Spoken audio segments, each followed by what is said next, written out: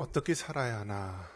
오늘은 그 10계명, 8계명으로서 도둑질하지 말라라는 것입니다. 도둑질하지 말라. 여러분, 먼저 그 단어적인 의미에서 본다면 도둑질이라는 것이 무엇입니까? 도둑질은 남의 물건을 빼앗거나 훔치는 것을 우리가 도둑질이라고 합니다. 가장 기본 중에 기본인데요. 이 도둑질하지 말라는 것, 만약에 이것이 무너진다라고 하면 어떤 일이 벌어질까요? 말 그대로 약육강식의 원리가 나타나는 것입니다. 즉 힘센 사람이 약한 사람의 재산과 물질과 모든 것을 빼앗을 수 있다는 것입니다. 그래서 다른 사람의 물건을 훔치거나 빼앗지 말라. 이것이 사람들 사이에 갖춰야 될 가장 기본적인 거다라는 것입니다. 십계명의 말씀은 우리가 예수님을 믿는 하나님의 백성으로서 어떻게 살아가야 될지를 우리에게 구체적으로 삶에 적용하라는 말씀입니다. 그래서 1계명서부터 4계명까지는 너희가 하나님을 사랑한다면 이렇게 해라. 그것이 무엇입니까? 1계명에 다른 신을 내게 두지 말라. 2계명에 우상을 만들지 말라. 3계명에 하나님의 이름을 망령되이 걷지 말라. 4계명에 안식일을 기억하여 거룩하게 지키라. 자, 그리고 5계명서부터 마지막 10계명까지는 너희가 이 세상에 살아갈 때 다른 사람들과의 관계에서 이렇게 지키며 살아가라라는 것입니다. 그래서 5계명 내 부모를 공경하라. 즉 효도하라는 것입니다. 그리고 6계명에 살인하지 말라. 또 7계명에 간음하지 말라. 그리고 8계명에 오늘 우리가 다루게 되는 도둑질 하지 말라는 것입니다. 그리고 9계명에는 거짓 증거하지 말라. 10계명에는 탐심을 품지 말라. 그래서 우리가 이 10계명을 크게 두 가지로 나눈다면 하나님을 사랑하라는 것입니다. 어떻게 사랑해요? 마음을 다하고 뜻을 다하고 우리가 생명을 다해서 하나님을 사랑하라는 것입니다. 그리고 두 번째는 이웃을 사랑하라. 어떻게 사랑해요? 내 자신과 같이 이웃을 사랑하라는 것입니다. 그래서 그 구체적인 방법으로서 10계명의 제8계명인 도둑질 하지 말라는 것입니다. 우리가 지금은 당연하게 우리가 받아들이는 것이지만은요, 그렇지 않은 때도 있다라는 것입니다. 그렇지 않은 때도 있다. 우리가 이제 공권력이라는 말을 하기도 합니다. 공권력, 즉 공적인 권력으로 이 나라와 또 어떤 공동체를 다스리는 것을 공권력이라고 합니다. 그래서 가장 혼란한 때를 어느 때라고 하냐면 이 공권력이 사라진 무정부 시대, 또 뭐 전쟁이나 어떤 그런 혼란한 시대, 그런 때 되면은요 정말 혼돈과 어지러움의 시대가 됩니다. 전쟁이 탁 선포되고 나는 순간서부터 어떤 일이 벌어지냐면 돈은 휴지 조각이 된다라고 합니다. 그러면서 그 다음에는 직접 이 현물, 즉 물건으로 모든 것이 이제 유지되는 그러한 비상 상황이 벌어지게 되는데요. 이나 어른들 말 들어보면 어떻습니까? 이 전쟁이나 이 혼돈의 시대는요, 자기가 살기 위해서 다른 사람들의 것을 뺏어와야만 사는 거예요. 가만히 있다가는 나와 네 자식들이, 내 가족들이 굶어 죽으니까요, 도둑질을 해서라도 어떻게든지 다른 사람의 입에 들어가는 것까지도 뺏어서라도 그렇게 생존을 위해서 살았던 시대가 있습니다. 그런데 정말 우리가 이 사회에 살아갈 때 하나님께서 말씀하신 것이 무엇이냐면 도둑질하지 말라는 것입니다.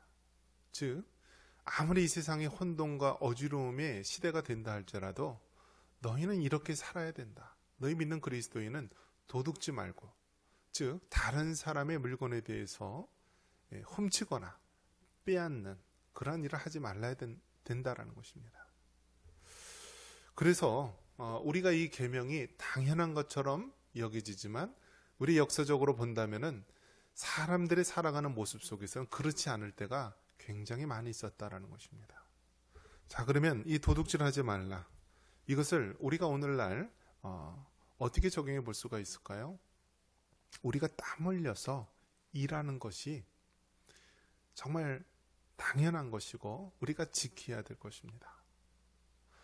일터에서 땀 흘려서 일을 하고 또 그에 대한 대가로 우리가 정말 월급과 돈을 받아서 또 우리가 생활에 나가고 가정을 이끌고 이러한 것이 우리가 가장 사회에서 기본적으로 우리가 지켜야 될 부분이죠.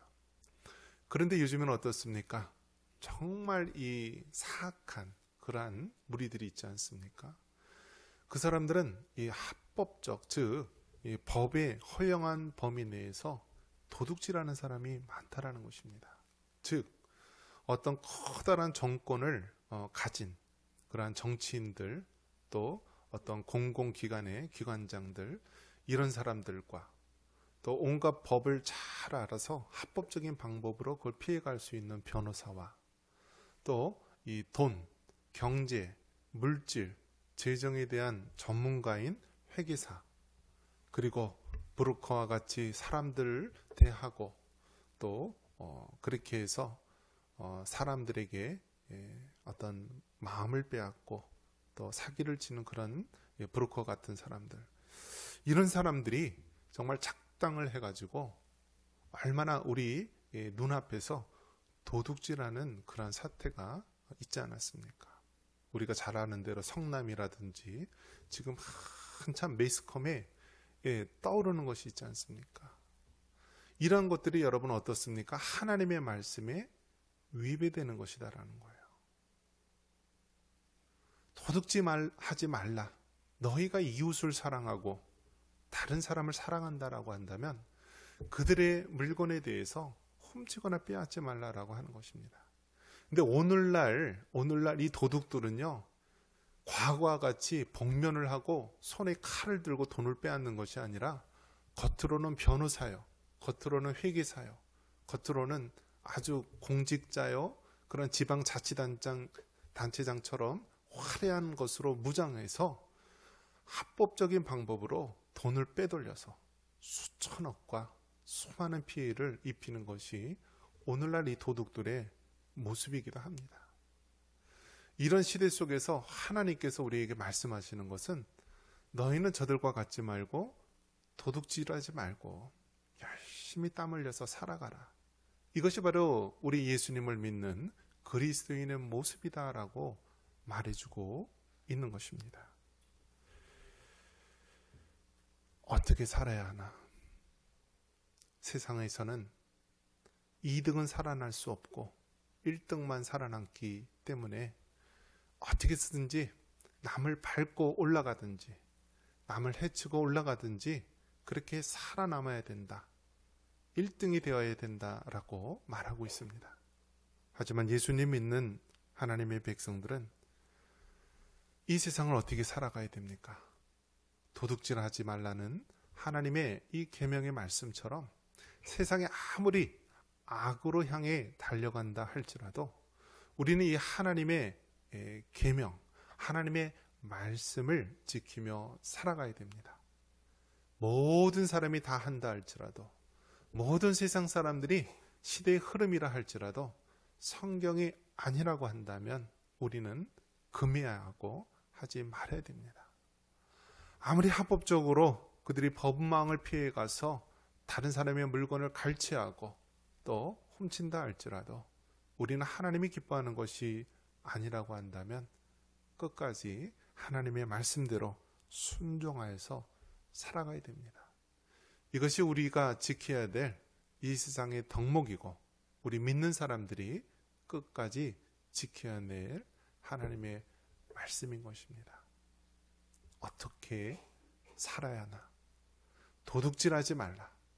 이것은 우리의 다른 사람의 물건을 직접적으로 훔치는 악한 행위뿐만이 아니라 온갖 합법적이고 온갖 사기꾼들의 모임 속에서 모든 악이 횡행하는 시대라 할지라도 끝까지 우리의 마음을 지키고 믿음을 지키며 다른 사람에게 해를 끼치지 아니하고 하나님 믿는 자로서 부끄러움 없이 살아가려는 하나님의 계명의 말씀을 우리가 믿고 그 말씀대로 살아갈 수 있는 우리 모두가 되기를 주님의 이름으로 축원합니다.